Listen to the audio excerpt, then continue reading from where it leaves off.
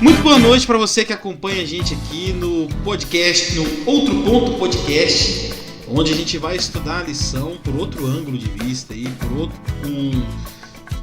sem aquela visão, como é que eu posso pastoral, dizer? Né? Aquela visão pastoral do negócio, como o jovem realmente está vendo a lição jovem.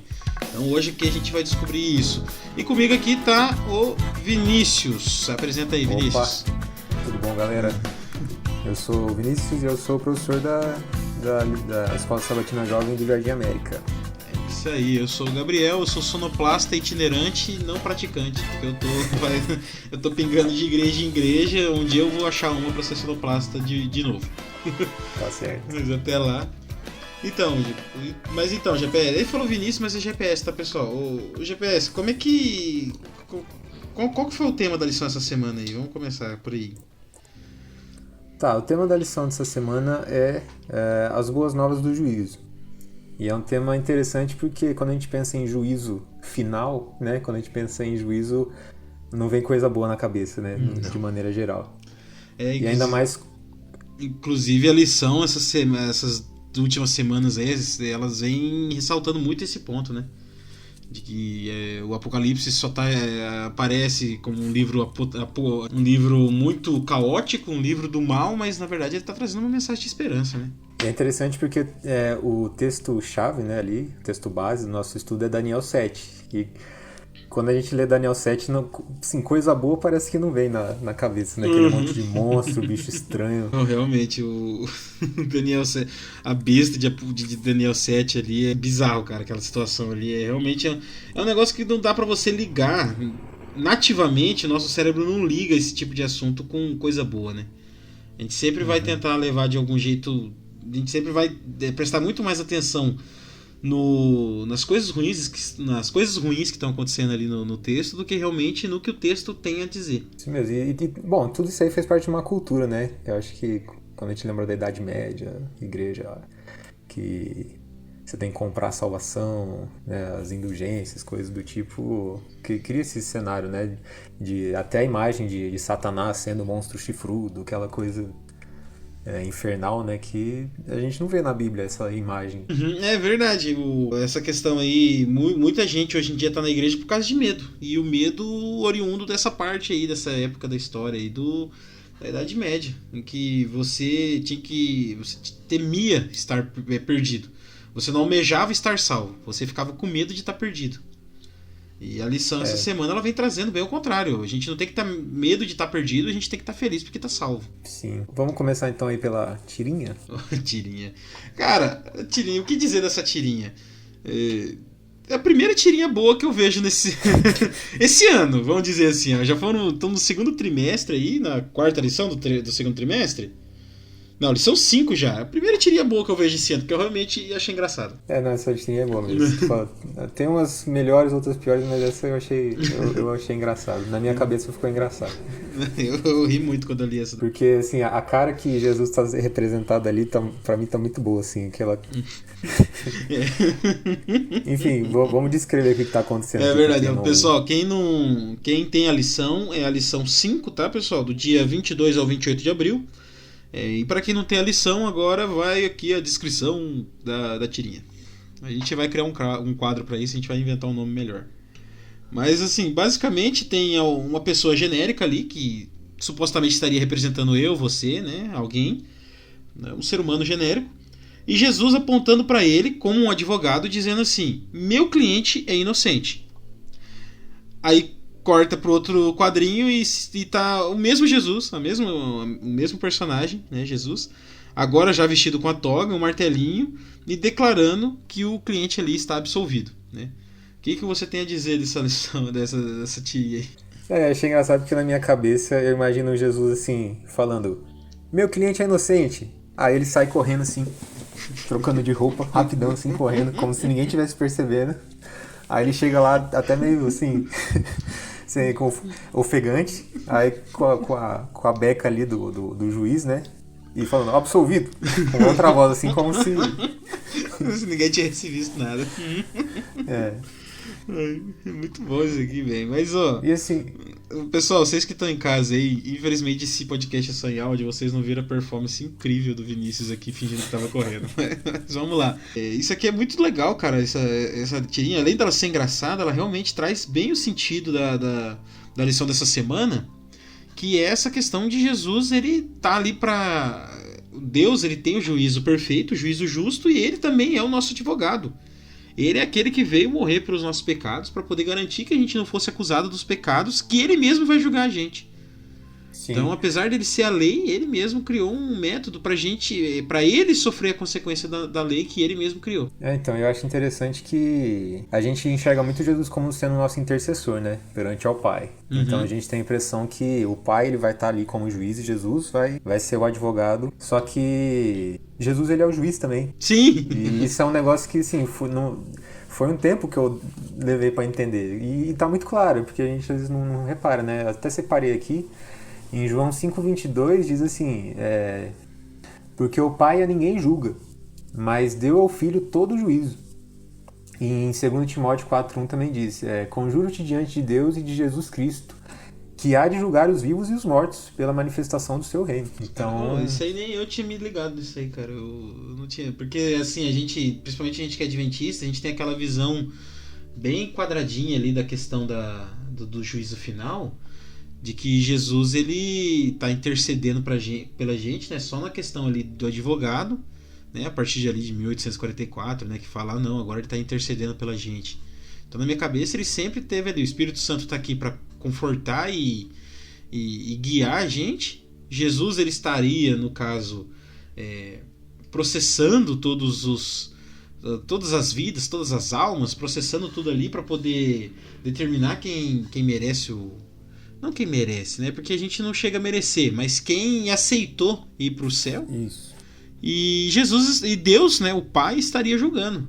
Mas esses versos aí que você trouxe, ele traz uma nova visão sobre isso aí, né? Uhum. E realmente fica um negócio muito...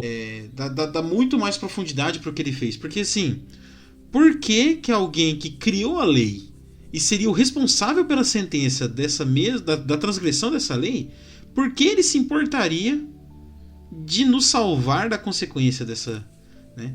De fazer todo aquele rolê da cruz e tudo mais? Por que ele se importaria? Sendo que ele,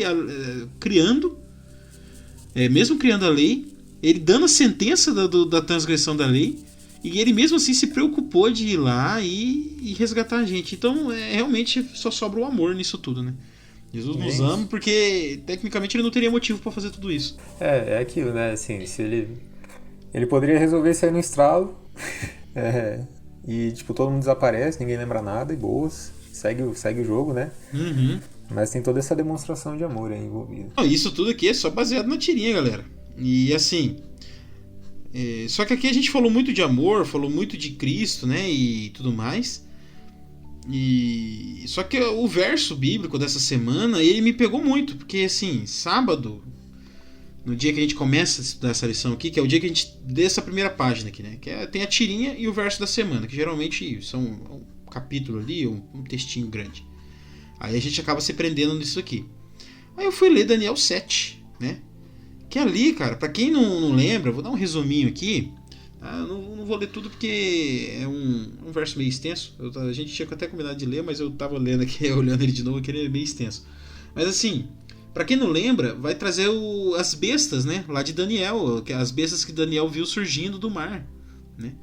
Ele viu primeiro um leão com asas, aí depois ele viu um urso carregando 3 costelas na boca, depois ele viu um leopardo que tinha 4 cabeças e 4 asas, e depois ele viu ali o que ele descreve como uma besta terrível, espantosa, né? Algo amedrontador, algo que ele nem consegue descrever, e que tinha 10 chifres na cabeça.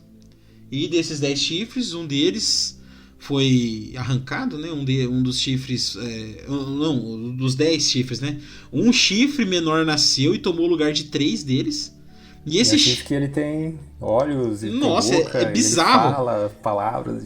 E assim, a gente lê esse verso, a gente não para pra prestar atenção no quão bizarro que é isso, né? Se você jogar no Google aí, joga aí, galera, exercício de casa, joga aí, besta... Terrível e espantosa Daniel 7. Cara, as ilustrações que aparecem desse tal chifre, elas são bizarras, cara. Você fica com medo, assim. E olha que é uma parada que o próprio Daniel não conseguiu descrever. Então, assim, o que a gente vê na internet é a pura imaginação da galera, né? E mesmo assim já dá um medo. Imagina o que realmente Daniel viu. E vai aí uma leve crítica, né, à lição, porque, tipo assim, é um negócio tão... que tem tanto significado, né, e parece que ali você lê e não entende direito, tipo assim, pô, o que significa cada coisa? Sim, cara, eu ia falar disso agora, cara. A lição, ela me pegou muito, porque assim, eu li o quadrinho, eu ri muito desse quadrinho, tá? Eu achei bem engraçado, achei legal, eu entendi a mensagem dele ali. Um dos melhores quadrinhos, tá? Sommelier de quadrinho aqui, o melhor quadrinho da lição até agora. Explique o humor daqui.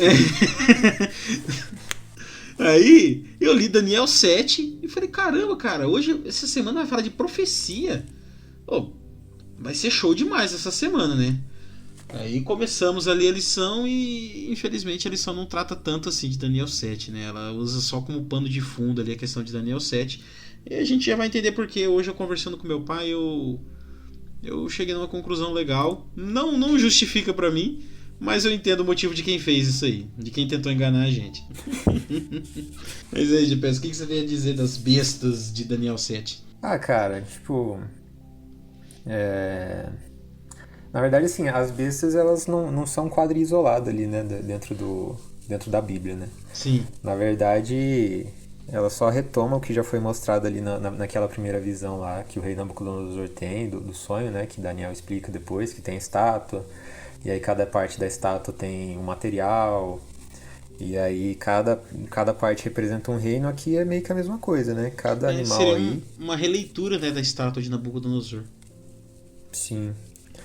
E, tipo, é interessante que você vai lendo e não vai entendendo nada, mas no próprio texto o Daniel, ele quer entender o que acontece ali e já é explicado para ele, né? Falando que cada animal é um reino. Enfim, vamos explicar. Não vamos aprofundar tanto também, mas basicamente o primeiro reino, que é o leão, né, com asas, ele representa a Babilônia, que era o reino que Daniel, né, que existia na época de Daniel, que ele era um reino muito poderoso, e as asas que o leão tem também representam a velocidade com que esse reino cresceu. Não, e vale lembrar aqui, só uma adenda antes de você continuar, que as bestas, elas surgiram da água, né? E na Bíblia, se você for ler na Bíblia, a água significa muitos povos, né? É uma região muito populosa, então seriam nações aí, poderes que surgiram no meio de grandes povos, né? Que dominaram muita gente. Deixa eu achar o texto aqui de novo, a ordem. Tá, o primeiro leão... Continuei olhando, é o urso, né? O segundo é o urso. Isso, o segundo é o urso com 3 costelas na boca. Isso, e aí representa o Império da Medo-Pérsia, né? Segundo o que a gente entende como Igreja Adventista, né? Existem várias interpretações do que é cada reino e tal. Tem outras interpretações que falam que, na verdade, um reino são os medos e o outro reino são os persas. Mas pra gente o que faz mais sentido seria que são os medo-persas, tanto é que depois que fala que o urso ele se apoia um pé, né? Porque ele tem um lado mais fraco que o outro, né? Eles teriam... Um lado dele é meio manco. Daí falando, tipo, representando que na verdade é a Pérsia que se sobressaiu, né, desse império. Depois vem o leopardo, né, que representa a Grécia, e as cabeças também, dois pares de asa que ele tem, que também representa a velocidade enorme com que o reino, o império, né, se espalhou. E depois as cabeças também representam os 4 reis que deram sequência a Alexandre o Grande, né? Eu já ouvi uma interpretação diferente, que seriam os 4 generais que apoiaram Alexandre o Grande. Eu vi essa interpretação. Já tem, dentro da própria igreja aí, já tem uma interpretação diferenciada. Mas o importante... polêmica aí, ó. Mas o importante é que o leopardo, o consenso aqui no podcast agora é que o leopardo é a Grécia, tá, galera? Na pessoa ali do Alexandre o Grande. Isso. E aí, depois vem um animal que, assim, ele não consegue descrever direito o que é, né? Só fala que é, assim, terrível. E daí tem 10 chifres, né? Enfim, esse monstro ele representa o Império Romano. E aí vem o chifre pequeno, né? Que daí tira dois outros chifres, que daí também representa o poder romano, né? Da igreja romana da época também. Isso. E a sequência. Não né? citemos nomes. Já não vamos começar com o primeiro processo já, né? A gente nem tem escrito ainda. A diferença é o piloto já complicado. Não, e quando você olha assim, claro que tipo assim, pessoal, se vocês pedirem nos comentários, tá, se a gente tiver repercussão legal, a gente pode até combinar futuramente um episódio saindo da lição e falando sobre profecias. Aí a gente chama alguém aí especialista em profecias, a gente faz um bate-papo legal. Mas assim, se você... cabe lembrar que assim, a gente, igual a gente falou, nós não somos teólogos, não somos pastores, longe disso. Não, eu sou marqueteiro, o GPS é engenheiro. E assim, se a gente falar alguma coisa errada aí, vocês podem falar que no outro episódio a gente vai ter um momento ali só pra corrigir o que a gente tiver falado, eventualmente falado. Essa questão é legal você olhar lá, porque aqui a gente passou bem por cima. Cara, esse assunto dá muito pano pra manga, porque a gente passou muito por cima, mas lá tem datas, né? Tem períodos de tempo, tem como você calcular a extensão desses períodos, tudo profeticamente predito antes dos períodos acontecerem, né? Porque assim, Daniel teve essas visões, ele escreveu, você pode falar, quem garante que Daniel foi inspirado, né? Daniel, ele só era um maluco que escreveu um livro, tá? Mas ele escreveu tudo isso enquanto estava rolando a dominação babilônica. E como é que ele previu as outras três, né, no caso, e com precisão histórica, com datas, né, com quantidade de anos ali. É bem bacana mesmo. E até a simbologia, você consegue claramente associar cada animal desse com as nações, né, que representam ele. Você nem precisa pensar muito. Porque assim, a gente falando assim dá a impressão que assim, a gente tirou do nada. Deve ser Grécia, tipo. Mas quando, assim, dentro da própria Bíblia, essa questão, a asa significa velocidade, ou a água significa povos, línguas e nações. Dentro da própria Bíblia, a gente encontra texto que vai dar essa base para entender isso, que é muito interessante das profecias, né? E vai falar ali que os chifres são que os chifres também são nações, que os animais, eles vão falar que os animais são poderes ou nações. Vai ter lugar que vai falar também sobre a simbologia da água, a simbologia da terra e tudo mais. Tem os dentes de ferro da besta, as costelas que o urso tem na boca. Assim, assim, cada palavra ali vai ter um significado, e ele é muito claro. Quando você estuda a Bíblia e estuda história, você vê que é muito claro isso aí, cara. Sem margem para erro, sem margem de dúvida, e realmente é um negócio que merecem um papo mais alongado, né? Vamos estudar a possibilidade, quem sabe no futuro, se a gente conseguir alguém especialista no assunto. Mas aí o que me decepcionou foi o seguinte, cara, a gente estudou isso aí, cara. Assim, a maioria dos adventistas já fez algum cursinho de Apocalipse e Daniel. Então, essa questão dos animais, essa simbologia aqui, com um pouquinho de recapitulação, todo mundo tem na cabeça, praticamente. Mas o que me pegou na lição é que ela não discorre mais muito além disso, né, cara? Eu achei meio triste. Eu achei meio triste porque eu queria mesmo ter um estudo mais aprofundado dessa parte da Bíblia, que eu acho muito, assim, como eu disse no começo, né, bizarro, é um negócio maluco. Você olha, dá medo. Mas é um negócio que me fascina muito, né? Os animais, a precisão histórica, como ele descreve os animais, você monta a cena na sua cabeça e o negócio assim, é coisa de maluco mesmo. Eu queria que a lição tivesse aprofundado um pouquinho mais nisso, mas a lição decidiu tomar um outro rumo, né? E aí, o que você fala do seu review da lição aí? Review da lição. Então, é como comentei, né? Isso aí é um pouquinho frustrante, assim, mas tem outros pontos interessantes também que deixam de reflexão aqui, né? Cara, eu vou dar só uma viajada, porque depois que fala dessa... comenta, né, sobre Daniel e tal, tem um trecho aqui que fala sobre João também, que ele enxerga, né? É mostrado pra ele como é que vai ser depois dessas coisas, né? E aí mostra os 24 anciãos, quer dizer, é outra parada que Só que assim, se ele enxergou o que estava acontecendo depois, o que é? Isso é viagem no tempo, Sidão? Tipo assim, foi rasgado o espaço-tempo e ele viu exatamente o futuro. Tipo assim, ele se viu ali no meio dos santos e Deus com ele junto com Deus do futuro, ou na verdade era só uma pintura de como seria? Cara, bizarro isso aí, velho. Agora você me pegou firme agora, hein? Caramba, velho. Pessoal, pra quem não conhece a gente aí e tal, a gente, na lição, a gente geralmente dá uma viajada assim, né, nesses temas. Eu e o GPS, a gente adora dar essas viajadas de vez em quando. Mas a gente volta também. Mas depois. A gente volta depois. Mas assim, é igual a gente tinha conversado na lição passada, né, que a gente tinha até comentado a situação do... aquela situação que a gente comentou do... Da árvore? Não da árvore, da questão da origem de Deus, né? Que Deus não sim. teria uma origem, Deus não teria um início. E Ele que criou o tempo. Então, assim, praticamente tudo que a gente está vivendo, tudo que foi profetizado, meio que aconteceu ao mesmo tempo para Deus, né? Foi uma coisa só, faz tudo parte de vamos dizer assim, de uma experiência só, né, para Deus.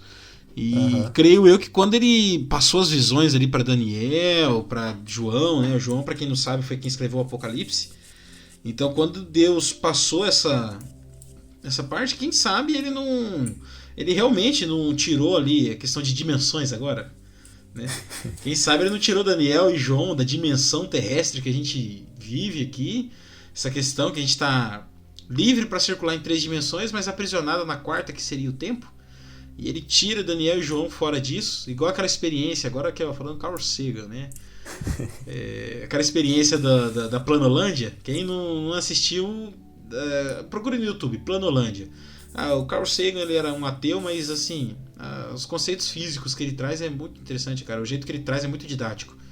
E quem sabe, tal qual foi o círculo lá na Planolândia, que deu um rolê no 3ª dimensão, assim, quem sabe foi Deus com Daniel e João, né, dando um rolê pela 4ª dimensão ali, tirando eles do plano existencial e colocando eles ali num ponto onde eles conseguiam ver o futuro, ver o tempo do jeito que Deus via, né?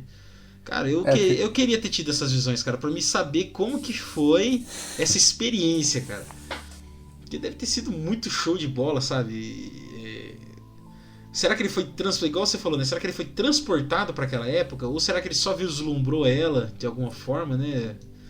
Como que seria isso? E é interessante que assim, eles falam lá, tipo assim, as ruas como ouro, tal, ou tinha um arco-íris né, no trono e relâmpagos. Só que assim, a gente não sabe se ele, sabe, meio que assim, viu isso mesmo, ou tipo assim, foi o jeito que ele conseguiu traduzir essa imagem para algo. Porque assim, pensa assim, se a gente conseguisse voltar pro passado com a tecnologia que a gente tem hoje, tipo assim, a galera ia achar que a gente assim, Deus. Galera, pensa, ó, eu e o GPS que você tá com 26 também, né, GPS? Também tá com 26, né? Cara, a gente não é muito velho, mas a gente teve uma infância numa época que não existia smartphone, né? Agora imagina você ali com seus 6, 7 anos, exercício agora aí pra quem é de 2000 pra trás, tá? Você ali com seus 6, 7 anos, imagina como que você descreveria um smartphone naquela época. Não, talvez melhor assim, alguém daquela época, acho que é um exemplo melhor, alguém daquela época vem aqui hoje e vai explicar como é que é um avião. Traz alguém lá dos anos 30, traz pra hoje, mostra um jato supersônico e depois devolve ele pros anos 30 pra ver como é que ele vai explicar isso. Os anos 30 depois de Cristo, não 1930. Lá do passado mesmo. Tipo assim, é um pássaro gigante que tem fogo nos olhos, sei lá. E ele cria uma cauda de vento, não sei como é que ele ia descrever isso. Imagina que bizarro, né? É pra gente pensar de assim, como que não deve ser a tecnologia no céu, né? Porque a gente sempre acha que é tipo uma construção que não tem elevador, que a gente vai sair voando. Quem é adventista conhece muito bem isso aí. Todo mundo já viu uma imagem hipotética no fundo de um ruinário. Assim, dentro dos prédios não tem nada. Tipo assim, parece que é um lugar cheio de ruínas, só que elas são de ouro. É uns prédios super antigos, tipo assim, você vai lá, vai ter um coliseu romano, só que ele é de ouro. Essa é a concepção clássica, né, do que seria o céu. Mas, cara, imagina, será que o céu não é Sei lá, vai que parece mais com a loja da Apple do que com a Grécia Antiga, né? Não sei. Então. Se você, pra quem é, ó, agora fugindo um pouquinho da lição aqui, ó, fugindo um pouquinho da igreja aqui, eu posso até ser um sacrilégio. Quem assistiu Sobrenatural, que eu sei que teve gente aí que assistiu, vai lembrar do céu que aparecia lá, né? Parecia um empreendimento lá, uma loja da Apple. E se for daquele jeito, né? A gente não tem uma base muito boa pra imaginar, né? O GPS até comentou, né, aquela questão de ninguém nunca viu nem imaginou, né? Como é que seria isso aí? Então, assim, a gente pode estar blasfemando aqui, né? Mas não é a intenção. É que a gente gosta de ir além, né, do texto. Pessoal, não julgue. Mas é muito interessante, assim, quando a gente para pra pensar em como a gente é pequeno, né? Perto de tudo isso que tá acontecendo, né? Porque, assim, se lá pro passado as coisas pareciam tão arcaicas, né? E, tipo assim, a gente tá em que ponto da história também pra saber o que vai ser... A gente é muito pequeno. E assim, o que é interessante também é que a Bíblia não tá preocupada em falar o que vai ter. Não, tanto é que Daniel, ele não entendeu na hora, e Deus só pegou e falou assim, Daniel, fecha isso aí, que algum dia alguém vai entender. Você não precisa saber que é tal reino, que é o tal imperador que vai ser... Cara, escreve isso aí que eu tô mandando você escrever. Você não vai entender agora, isso aí é pra posteridade. Imagina se isso não é o que a gente tá construindo hoje em dia, né? Se naquela época, né, Daniel não compreendeu, imagina o que tem adiante da gente, né? Que não foi revelado. E a palavra é genial porque, assim, chegou até a gente hoje. Justamente porque tá tudo escondido ali no bolo, né? Porque se tivesse claramente, é uma igreja que ela vai ser desse jeito. Obviamente que a igreja que ia surgir, ela não ia se comportar do jeito... Assim, eu não quero ser o que tá na profecia ali. Eu não quero ser o que tá na profecia. Não, vai ser uma igreja onde o pastor vai usar terno azul. Nenhuma igreja ia fazer terno azul, entendeu? É isso. Não, e outra, a questão até a besta, né? Que se você diz ali, não, a besta, terrível, espantosa, sem descrição, com chifre que fala, é o Império Romano. Cara, quem que quer ser associado com uma besta terrível que tem um chifre que fala, entendeu? Vamos dar outro nome pro Império. Entendeu? E isso tudo, a genialidade aí do texto, igual você falou mesmo, a genialidade tá aí, é por isso que ele sobreviveu às eras, né? No livro mais perseguido do mundo e o mais vendido do mundo. Exatamente, que frase. Bom, vamos seguir aqui então para uma outra parte que eu achei bem interessante aqui, quando fala sobre o juízo humano e o juízo de Deus, né? Porque um comentário que tem aqui que fala, né, que quando alguém vai para um julgamento, provavelmente é porque a pessoa fez alguma coisa suspeita ou é suspeita de alguma coisa e diz aqui, né, a maioria dos julgamentos a pessoa que está lá é culpada, né, na maioria dos casos. Né, dados... Fonte, mas assim... Fontes da associação. Fontes, o meu neto me disse. Não, mas assim, faz sentido. Tipo, ninguém vai ficar condenando quem tem... claramente não fez nada de errado. Eu até tava vendo uma vez, eu tava vendo que assim... a gente tem uma visão muito errada das leis, né? Muito contaminada por questão de filmes e série, cultura pop, né? Que assim, que a questão de julgamento quando você não fez nada, né? Que é o julgamento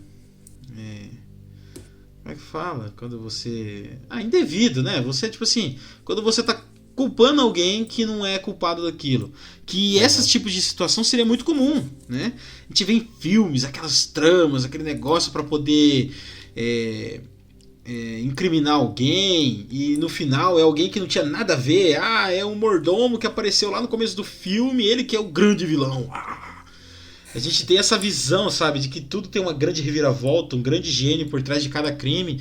E galera, é decepcionante, mas não é assim não, tá? Geralmente, em 99% dos casos, o caso ele vai seguir uma narrativa bem óbvia, né? Um crime passional, sei lá, mataram uma moça, ela tinha um namorado muito ciumento. Cara, 99% dos casos foi um namorado ciumento que acabou fazendo isso aí. Não vai ter uma outra resposta mirabolante, né? A gente fica meio contaminado. com esse tipo de cultura. Não, né? Não estamos falando que não existe injustiça, né? Não existe. Tribunais, por isso que eu falei, 99% não é 100%. Tem sim injustiça acontecendo por aí. Mas na grande maioria dos casos, também não estamos entrando aqui na questão também, antes que digam, né? Na questão de perseguição, porque certos grupos são mais perseguidos, são mais observados que outros, por isso que tendem a cometer mais crimes, né? Mas também não estamos falando disso, mas assim, quando a pessoa chega a ser julgada, geralmente ela é culpada. É o que vem trazendo na lição aí. E assim, por outro lado, né? Quando a gente pega a justiça divina, na verdade a intenção de tudo isso é que ninguém seja culpado. Que nem a gente falou no começo, né? A intenção, Deus, ele criou a lei e ele criou um método para salvar quem por acaso descumprisse a lei, né? Ele criando a lei, criando quem descumpriria a lei e criando um plano de salvação para quem descumprisse a mesma lei que ele criou lá atrás. E nesse rolê todo, ele que vai julgar a sentença. Então, assim, ele não... É muito doido você pensar nisso, porque é um cara que ele é muito roubado no jogo. Ele é muito roubado. Ele controla tudo, parcial, entendeu? Né? Ele tipo assim, ele criou as regras do jogo, ele criou o jogador, e ele que cria as diretrizes para quem sair fora das regras do jogo, né? E mesmo assim, ninguém pode falar que ele é injusto. E ninguém pode falar que é injusto, porque no final das contas, ele que tá pagando o pato de quem... Porque, tipo assim, ele poderia, vamos lá. Lá no Éden, Adão e Eva pecaram, né? E Deus fala assim, não, tadinho, né? Vamos passar um pano aqui, continua no Éden aí, finge que nada aconteceu, tá? Vou plantar outra árvore aqui, nessa aqui vocês não toquem. Viu que merda que deu na primeira vez? Então nessa aqui vocês não toquem. Ele podia simplesmente ter feito isso, né? Mas ele seria injusto. Porque como que o ser humano não sofreu com as consequências do seu pecado, né? O ser humano ficou totalmente isento das consequências do seu pecado. Então isso não seria justo. Agora, o mesmo Deus que criou a lei, criou o ser humano que transgrediu a lei, ele criou um plano para que o ser humano fosse livrado da consequência sem extinguir a consequência. Então, apesar dele ser muito roubado no jogo, ele cumpre a regra, cara. Ele cumpre a regra que ele criou. Só que ele inventou lá... Ele inventou não, né? Ele criou um cheat, vamos dizer assim. Ele colocou um código secreto onde ele poderia tomar o lugar de quem cometesse o crime ali no jogo. Então é muito... É muito doido você pensar nisso, né? Porque ele simplesmente... a gente tá pensando isso aqui foi até um negócio que eu comentei na lição passada, né? A gente está comentando aqui da nossa cabeça mortal, finita, né, que tentando racionalizar como que Deus seria, né? E não é bem assim que funciona. Deus, ele... porque simplesmente, vamos colocar assim, então ele criou essa regra aí para não ser justo, para não ser injusto, né? Mas por que ele precisaria ser justo, sendo que ele simplesmente poderia ter limpado todo o tabuleiro? Ele poderia zerar tudo. Né? Tal como Thanos, e não um universo novo que não vai se lembrar do que foi tirado, mas apenas do que foi dado. Limpa tudo, acaba com anjo, acaba com... cria outros planetas, não cria outros planetas, tem alienígena, não tem? Limpa tudo, zero. Vamos começar de novo, aqui, vamos criar outro ser humano. Dessa vez, galera, esquece esse negócio de árvore, porque vai dar ruim. Algum anjo começou a se rebelar, apaga ele antes de começar. Então, assim... Deus poderia ter feito isso. Deus poderia ter agido dessa forma, mas não, ele ama a gente. Ele ama a gente, ele fez isso pra gente poder ter realmente uma segunda chance. Porque não tem outro motivo, né? Se você acredita em Deus Todo-Poderoso, Deus Onipotente, Onisciente, não tem outro motivo pra ele ter feito o plano da salvação. Não tem. E faz parte do caráter dele, né? Assim, ele fala, cara, eu quero ser bom. Eu quero ser bom, faz parte da minha essência ser bom, então eu vou deixar vocês decidirem. Sim, é muito doido isso, porque ele simplesmente deixa correr frouxo. Ele fala assim, eu dei a vida, eu tô dando a lei, eu sei como é que funciona, eu vou morrer no lugar de vocês, e mesmo assim vocês podem ou não me escolher. Fala, caramba, cara, esse cara não tem defeito. É bom demais, né? Pra ser verdade. Tem que ter uma pegadinha disso aí. E aí tem uma frase que eu gostei bastante, assim, que eu até printei aqui. Fala assim, o propósito do juízo não é descobrir quão ruins somos, mas revelar quão bom é Deus. É. Assim, a gente, sabe, a nossa parte nesse negócio é muito menor do que a gente acha, né? E a gente pensa, muitas vezes, que a gente tem um grande papel na salvação do mundo, né? Mas o próprio Deus falou, ó, se você não for lá e fazer a sua parte, as pedras pregarão, né? Então, assim, galera, é tudo, é muito mais pra gente.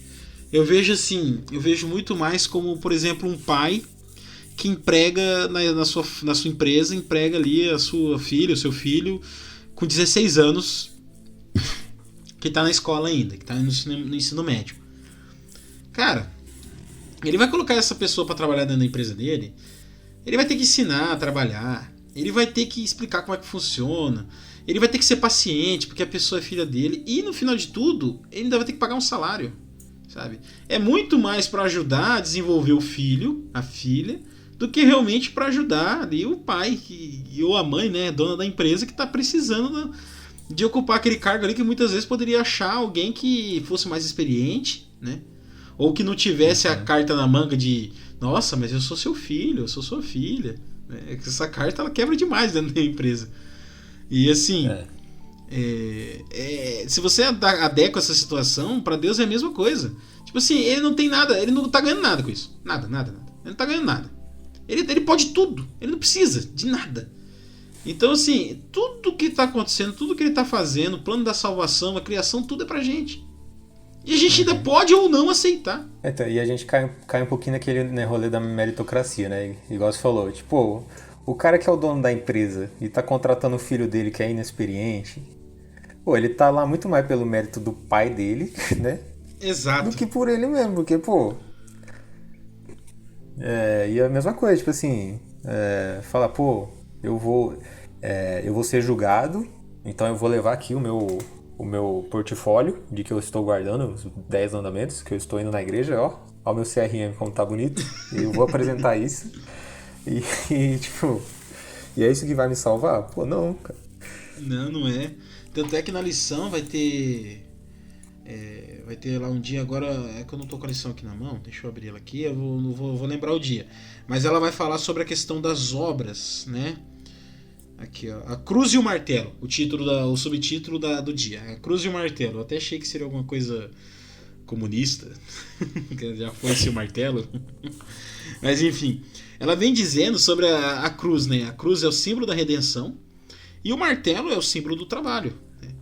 Então realmente, tipo assim, Deus, ele na cruz ali, ele salvou a gente e ele deixou isso de graça, né?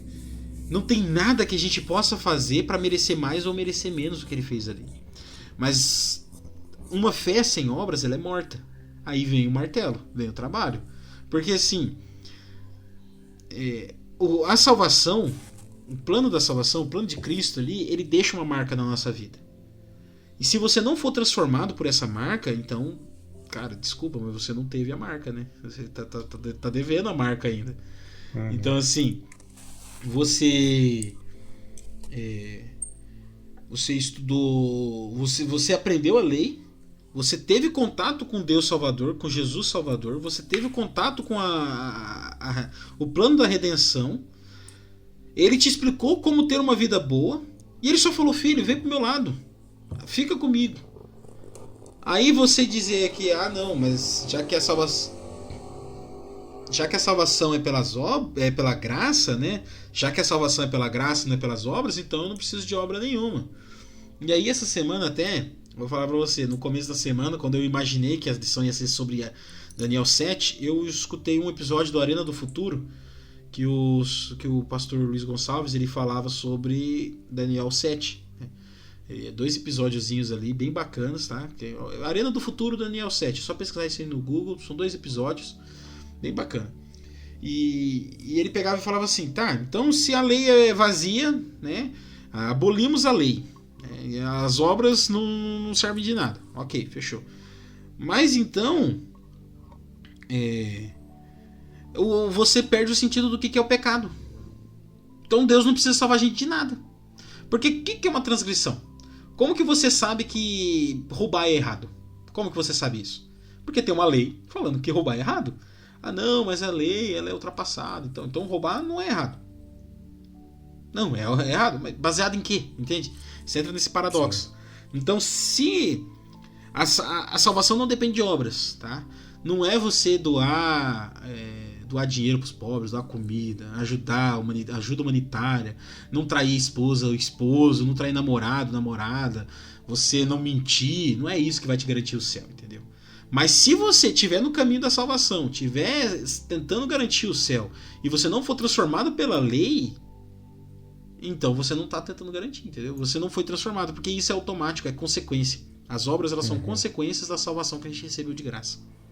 É justamente por ser de graça que muitas vezes a gente não valoriza, né? Ou acha que não existe, porque se fosse assim, você tem que subir o Everest para alcançar a salvação. Você tem que correr uma maratona. Cara, a galera tá lá, metendo louco. Não, você pode ver na empresa mesmo. O patrão fala, quem atingir a meta aqui, vender X reais vai ser promovido pro próximo cargo. Cara, a galera se mata, a galera liga pra parente, liga pra amigo, desencava cliente do buraco e ele vende aquilo ali, né? Porque é uma meta palpável e custa trabalho pra ele. Agora, quando você coloca uma meta de graça pra pessoa, algo que, tipo assim, não é uma meta de graça, né? Mas, por exemplo, eu vou dar o exemplo aqui da casa a casa dos meus pais, por exemplo. A casa dos meus pais tem piscina. Cara, tá lá de graça pra usar. E assim, do decorrer dos dias, você vai perdendo aquele encanto, né? Porque tá ali de graça, né? Então, assim, a mesma coisa acontece com a salvação. E aí vem um outro dia da lição também, que vem falando ali da questão da... quer ver aqui... Enquanto você procura aí, quem vê você falando de ter piscina em casa, acha que você, super rico, né? Não, galera. Ostentando a piscina, né? Mas quem tá por trás sabe. É uma piscina desse tamanhozinho aqui, assim, ó. E foi muita relação. E foi um achado, tá? Nossa, cara. Agora eu não sei. Eu tô com medo de falar, porque eu tô com medo de ter sido da lição passada. Mas enfim, é um pensamento válido, né? Mas a questão é... Quando como é de graça, a gente tem que se concentrar pra gente não deixar cair na banalidade, né? Igual a respiração. Nesse momento agora que eu vou desligar a respiração automática de todo mundo, que agora você tá lembrando que você tem que respirar. Então assim, quando você não precisa se preocupar com a salvação, aquilo começa a ficar automático e só vai. Você só tá sendo, entre várias aspas, salvo. E a salvação não funciona igual a respiração, tá, galera? Se você não se preocupar com isso todo dia, ela simplesmente não acontece. Então, como ela é de graça, você tem que estar preocupado em se você está aceitando ou não. Se você está fazendo parte ou não da salvação. Porque, igual eu disse, você não precisa fazer nada para ter a salvação garantida. Mas se você tem a salvação e você não foi transformado, então tem alguma coisa errada aí na tua trajetória. E hoje mesmo eu estava ouvindo uma música... E assim, sabe aquelas músicas que é tipo em inglês? É louvor, mas é em inglês, às vezes você não para pra prestar atenção no que está sendo falado. E aí eu comecei a prestar atenção na letra e tipo, tem uma parte que fala meio que assim, Jesus, ele deu tudo pra mim e eu fico aqui vivendo a minha vida correndo loucamente atrás de coisas que eu não preciso. Então assim... Jesus, ele dá tudo a salvação que eu preciso e eu fico aqui ignorando isso pra correr atrás de coisas que eu não preciso. Não, isso aí é uma coisa muito, muito doida pra se pensar, porque realmente, se você for olhar na Bíblia, tá? Agora que outra coisa, tá? Pessoal, ter dinheiro, você batalhar, você trabalhar, isso aí não é pecado, tá bom? E isso, inclusive, é pregado na Bíblia. Tá? Você ali, a prosperidade é um dom, né? E temos grandes nomes, né, envolvendo prosperidade na Bíblia, né? Abraão, Jó. Jó. Temos ali também o Nicodemos, na época de Jesus, né? Então, tipo assim... É que assim, a Bíblia é um tema delicado porque a Bíblia traz muitas advertências, né? Ele traz advertências, mas ele não traz nenhuma proibição. Nenhuma proibição. Ele traz advertência. Salomão, o rei Davi, foram pessoas extremamente ricas, né? Só que são pessoas que elas usaram a riqueza deles para a obra. Então, assim, muitas vezes a gente correndo atrás do que a gente não precisa, a gente acaba deixando completamente de lado a nossa salvação. Porque, igual eu disse, é pra gente. É muito mais pra gente. Porque se a gente não for, claro que vai ficar um vazio no coração de Deus. Deus vai, ele quer todo mundo lá. Mas se eu não for, cara, o problema é meu. O céu vai continuar, ele vai estar lá. Vai ter uma outra galera que vai estar lá, entendeu? E, assim, é eu que perdi de ir.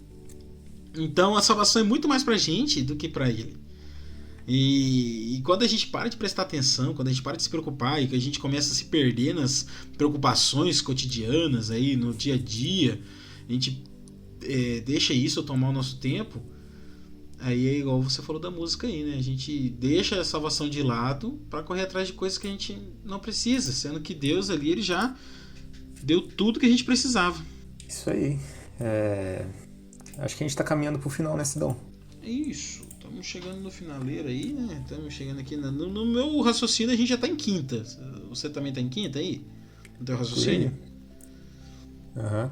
Aquela questão que você falou, né, de Jesus ele ser juiz também, né? Até que o título de quinta-feira é Jesus é digno, por isso que eu já falei assim, a gente já passou isso aqui. E ele é uma notícia, e o juízo, por isso que o juízo acaba sendo uma notícia maravilhosa, porque a mesma pessoa, igual eu disse, a mesma pessoa que criou as regras do jogo, ele tá lá para defender a gente e para dar a sentença, né? E ele que cumpriu a pena. Então, assim, ele é as 4 pessoas, a gente tá ali só de praxe. A gente é meio que um laranja, entendeu? Na história toda. Esse é o ponto, né?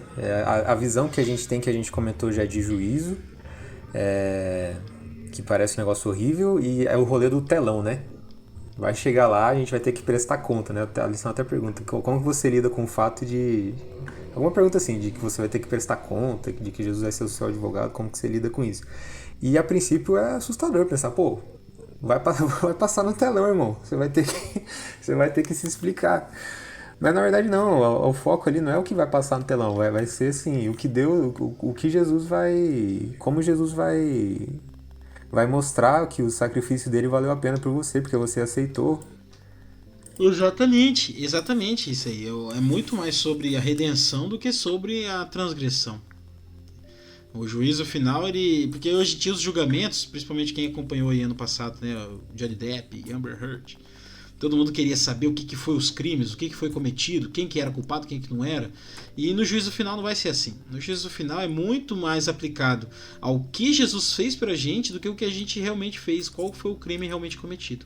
Acho que para encerrar a gente podia ler esse último paragrafinho aqui que tem, que eu achei bem legal.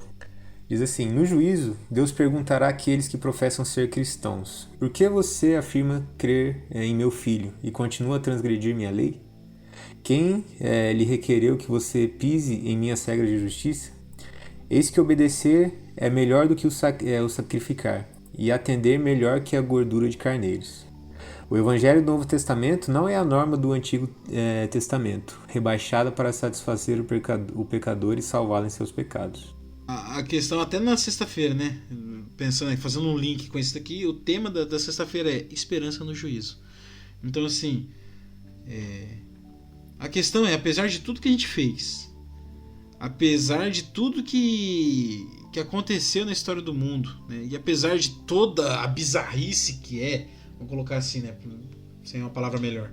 Toda a bizarrice que é ali a parte profética de Daniel e Apocalipse, tirando tudo isso, cara, é maravilhoso, né? É tudo maravilhoso. Então, eu achei legal esse texto porque, assim, fala sobre, assim, seguir, né? Obedecer é melhor do que o sacrifício, a gordura de carneiro, tipo assim, é melhor do que rituais, é a nossa vida, né? A nossa vida em comunhão e em obediência. Até porque o sacrifício do carneiro, ali do cordeiro, era só um símbolo, né? E que Jesus, a gente crê que Jesus veio e anulou aquilo. Então, assim, era só um ritual, só uma passagem, uma simbologia, e que realmente o mais importante é a gente estar em comunhão, a gente realmente obedecer às leis de Deus, que isso vale muito mais do que qualquer ritual. fechamos aí a lição. Pessoal, ó, estudem a lição, tá? Quem precisar, quem não tiver aí a lição em papel, deixa um comentário aqui embaixo que a gente vai enviar para você. Comenta aqui embaixo o teu e-mail, tá? Comenta o teu e-mail que a gente envia aí a lição para você, tá bom? E a gente espera que você tenha... que a gente tenha te ajudado a olhar a lição por um outro ponto. Cara, que você tenha visto essa lição com outros olhos. Porque aqui a gente traz esse papo sem a visão pastorística da igreja, tá? Sem passar pano. Se a lição for ruim, a gente vai falar que foi ruim. Vocês deram sorte que a gente pegou a primeira lição que a gente tá gravando, foi uma lição legal. Porque a lição passada nós ia falar mal, hein? Não, mas assim, gente, escutem os pastores, né? Não estamos falando assim. Não, assim, gente... é uma outra ponto, opção para vocês. É outro ponto, não é para substituir um ponto original, tá bom, pessoal? É só aqui a gente querendo conversar de uma maneira mais jovem com você, tá? Mais descontraída. Isso. Porque a gente é muito jovem, meu. Vou abrir uma startup. Mas é isso aí, cara. Então, eu sou o Gabriel Aparecido, sonoplasta não praticante e... Eu sou o Vinícius Parolin, o GPS. Isso aí. E é isso aqui foi o primeiro episódio do Outro Ponto Podcast. Valeu aí, pessoal. Valeu. Até a próxima. Valeu. Vinhetinha. Vai entrar uma vinhetinha agora.